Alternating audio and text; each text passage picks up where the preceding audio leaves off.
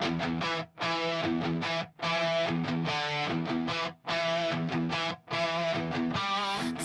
regular people making sense of the chaos, the trying times, the breaking news, the endless outrage cycles. We come from different angles, different starting points. We're not here to scream past each other.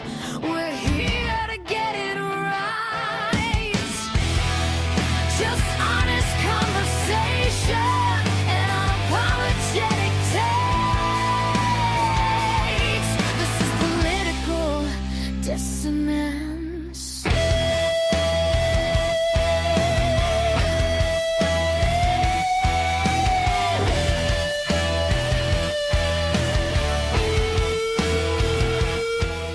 Good morning, good evening, good night, whenever you happen to find us. This is Political Dissonance. My name is Everett Themer. I'm joined by Kim Gandy, and we have some things to talk about. How you doing, Kim? Hi, Everett. Just watching the news and finding out what is popping today.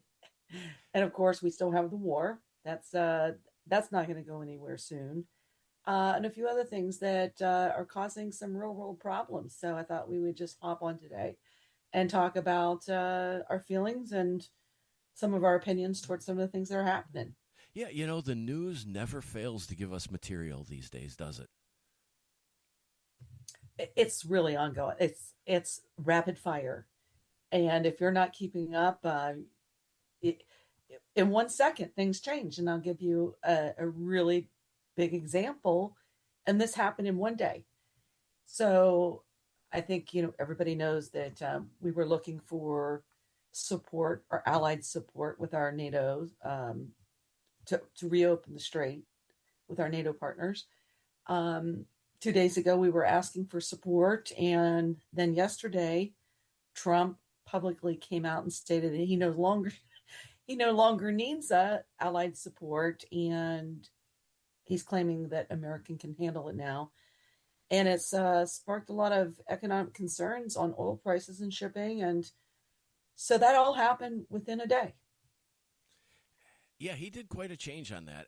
And I imagine a little bit of that is to save face from the response that he got requesting aid and support. I mean, pretty much every country that he reached out to either ignored it or said flat out they weren't going to get involved in it. Yeah, and I think that's concerning considering that we do support NATO, and we have the largest contribution out of any country. So we really fund a lot of our European nations' military, and have for a long time. So not having a large amount of oil from that region that supports America, it really supports some of the European countries, in my opinion. Personally, I think, yes, it's probably to save face, but a little disappointed that we have spent billions and billions and billions of dollars on our allies. And when we asked them for something, their response was, no, thank you. Could that be because they don't want to touch this?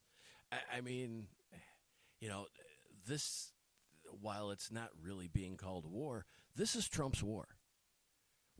Even though they are our allies, I have friends who go out and do stupid things every now and then, and I'm not touching that. I'm not getting involved in that part of their life. But does it make sense to expect our allies to blindly follow us in conflicts like this? Well, I think it's kind of twofold. I think, no, they don't want to get involved, but I think ultimately they have to, in order to utilize the strait. They are dependently, they're dependent on Iran for their oil. I mean, at least a large portion of it. In a way, I think, well, India negotiated a way through the straits. They used diplomatic means and talked to Iran, and they had a ship pass right through. Yes, they also had their military involved in that, and they were escorted with their military, knowing that there still could be an issue. I think that's what Trump is really asking for is military support. So when you look at India, they still were staged with getting that across the finish line, right? Like, so they had support, military support there. And I think that's what he's asking the other countries to do is like, if you want to get through here, you need to bring your support, just like India did. We don't get a lot of oil for U.S. use through the Straits. And Trump said something the other day, and I want to ask you about it because I don't exactly know what to make of it. But he said that, his words were, we make a lot of money. We make a tremendous amount of money from high gas prices. Who is that we? Because, like, all I'm seeing are people who now have to take, an additional $20, $30, $40 out of their paycheck to pay just to go get that paycheck. Who are these we he's talking about? Because it certainly isn't the American public. No, right now, I personally, we're not at full capacity. And, that's something that really kind of bothers me from a political standpoint when you're talking about Democrats and Republicans. And, going back about 6 years ago when Biden, or 5.5 years ago when Biden took office, we shut down the pipeline. We purposely raised oil prices and became more dependent on other countries for oil, which did raise our prices. So when you're looking at where we're at now, coming up for the midterms, in my opinion, is that because of this short-term war, which we don't know if it will be short-term, I think personally it was unfounded and it could be a cluster here, but we're going to have short-term pain with oil because of the demands and what we've already promised and, those type of things that, that we've already committed to. So I think there is a short-term problem here. So now the Democrats are saying, oh, the oil prices are high, but they didn't seem to complain about it when we shut down all the fracking and when we shut down the pipeline. So I think it's on both sides. Every party is going to use that to their advantage for a midterm. Trump certainly used it coming back into office saying, look at the gas prices, which was true. Now for the midterms, you're going to have the Democrats say, look at the gas prices.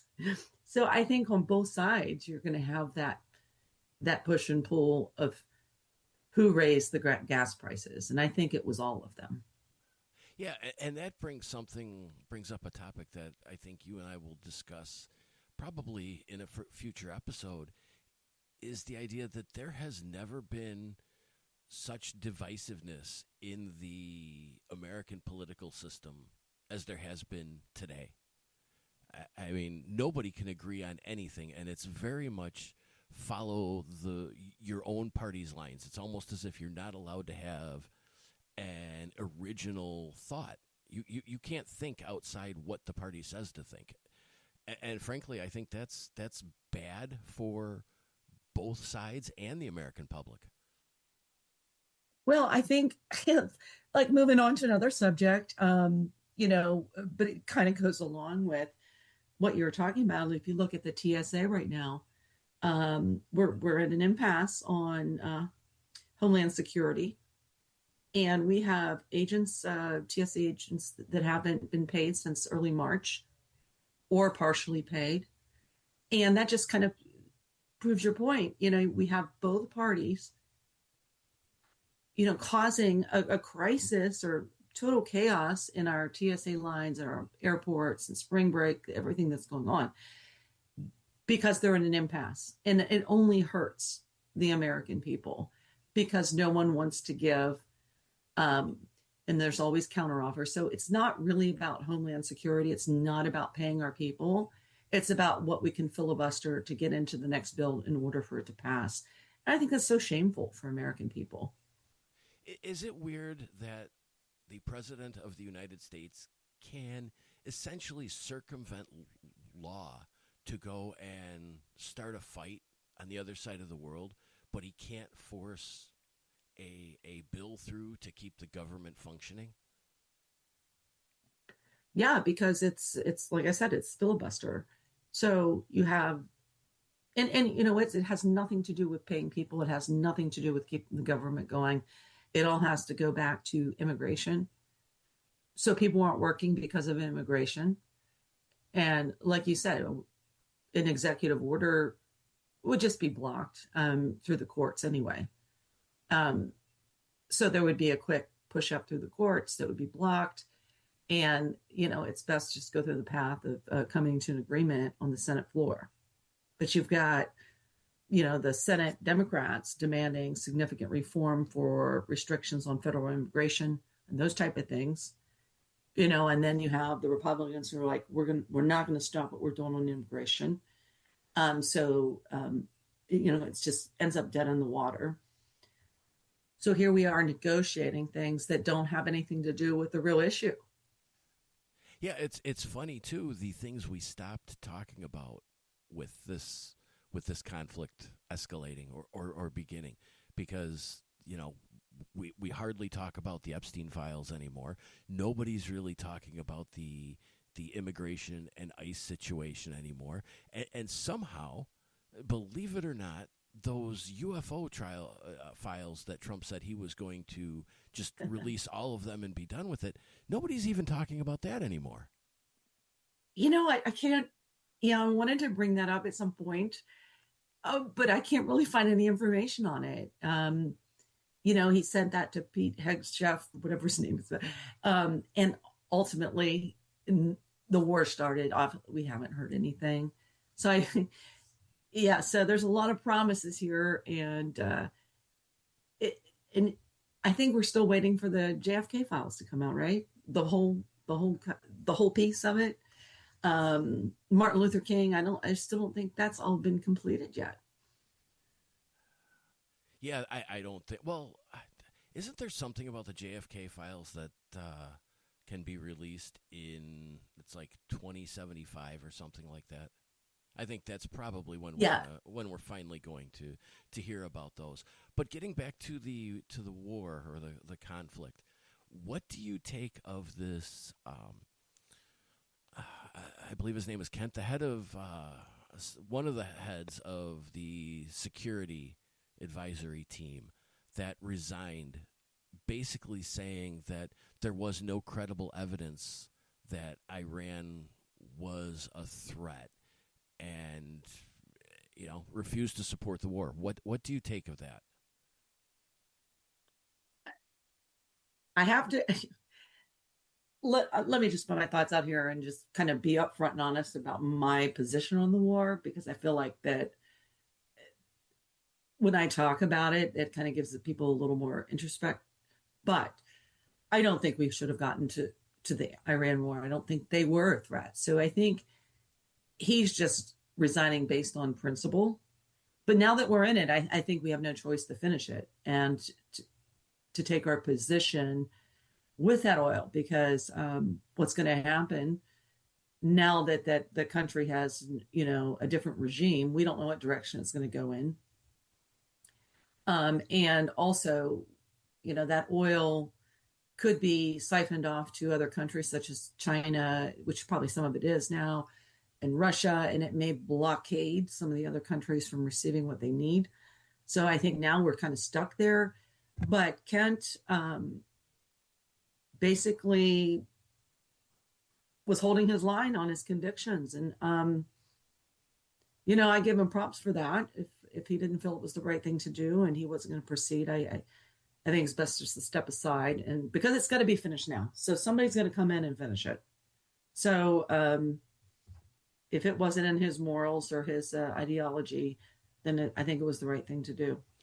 Is that, and I'm not criticizing you, because that is a very common opinion among a lot of people. But if the attitude becomes, well, we started it, so we might as well just go in and finish it, is that a dangerous attitude to give to Donald Trump? I mean, with his suggestions of it would be a great honor to take Cuba and his The friendly activities takeover. in Venezuela and his eagerness to take Greenland any way we have to, and annex Canada. If the American public starts to take the opinion of, well, we started this or he started this, so now we got to go finish it, doesn't that kind of give him free reign to, or at least a free reign in the court of public opinion to kind of continue with what he's doing the way he's doing it? Well, let's be honest. This is really about oil. Really, yeah. and I'll put this out there. This is about Israel. Well, I'm sure 100%. I'm sure I'll get hate mail for that, and I And mean, I wanted be to honest. bring that. Well, I wanted to bring that up as well. But it's such a hot, and if you do mention it, you become anti-Semitic. So yes, I was a Trump supporter. I still am in a lot of ways. But the direction of the America First turning into Israel First has really put off a lot of voters and the people who voted for him. And I'm certainly one of those on the Israel front. Like, we have given Israel billions and billions and billions of dollars. They get free health care. They get they get taxed very little. And here we are, can't even get insurance. Medicare, Medicaid, you name it. It's just a challenge to get anything. And we continue to support them. And it's all for a religious purpose that, quite frankly, I can't get on board with. And back to your question, I have to say this, back to your question. When you have regime change, yes, I think there is a point where it has to be finished because there has to be an election there. We've already, we've already destroyed, what was currently in place. So there has to be some kind of democratic process to finish it.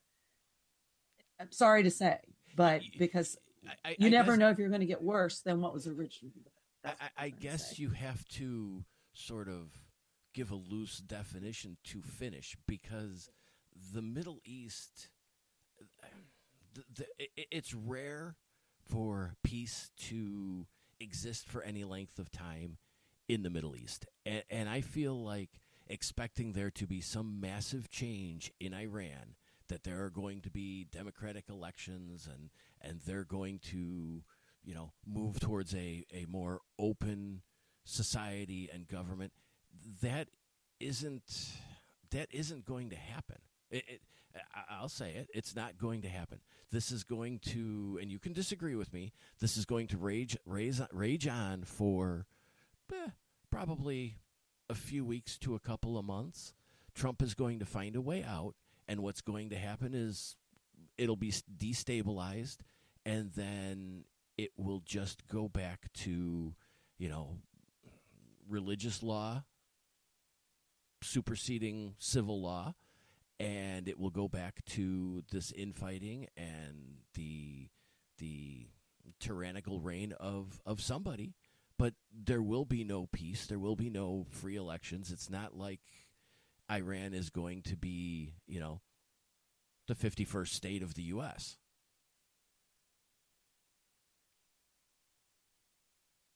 I think there's just a lot of concern, from an Israel standpoint. I don't know if this is potentially becoming a land grab too for them. And I think that concerns me. But either way, when you look at it, yeah, I'm sorry, but I think it could be a land grab too. I'm not sure.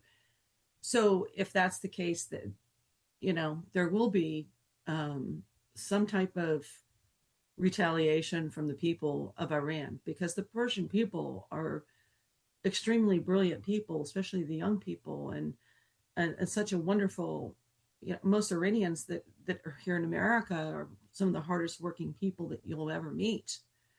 And they want regime change. They really do. And I think if we walk away and we don't give them regime change, I think there's going to be a huge problem. I think it's going to be worse than what it is now.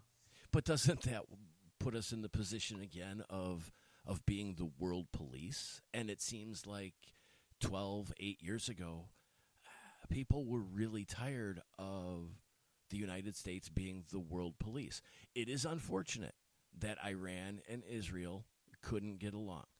If there was a credible threat, and it's looking more and more like maybe that threat wasn't nearly as serious as we had or advisors and security personnel had assumed it was, is it really our job as the United States to just go in somewhere and say, oh, we believe you have this, so we're going to destroy you?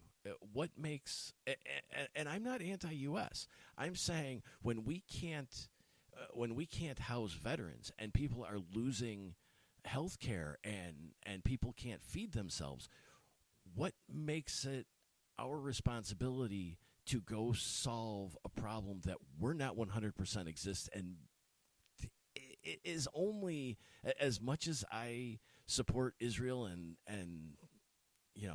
believe that they have a right to exist, is it always our responsibility to take that first step and be the world police? I completely agree with you. I don't think we should be in this war. I don't think we should be the world police. Do I think we should protect our people from imminent threat and from resources? I think if we don't do it, somebody else will. So I think in retrospect, I think sometimes we need to police. Otherwise, it hurts our people. But what's hurting our people more now, I think, is giving money to other countries. I mean, we just spent 4 years sending billions and billions and billions to Ukraine, and I still believe we should not have been involved in that war. I agree. Which I was hoping you and I would disagree a little bit more. We're going to have to find some topics to disagree on. Oh, we'll find some. We'll find plenty. Like I said, I mean, like, we're in the war. We have to finish it. We have to make sure there's regime change in a positive way. And I know that some people say, "Wait, we should just walk away and let the cards, fall where they may." So I think we definitely disagree there. But yeah, there's just a lot going on. We're going to have to jump on tomorrow because, tomorrow we're going to have more topics, and maybe we'll be asking for support again after we told them we didn't need them. Well, with that, Kim, now that we've ruffled everybody's feathers and opened up ourselves to all kinds of hate mail, I think we're going to go watch the news and find something else to talk about, because it should be developing any time now in the next 5 or 10 minutes. That sounds good. So, hey, we'll catch you in the next couple of days and maybe even tomorrow. Who knows? And with that, Two regular we say good night. people making sense of the chaos, the trying times, the breaking news, the endless outrage cycles. We come from different angles, different styles.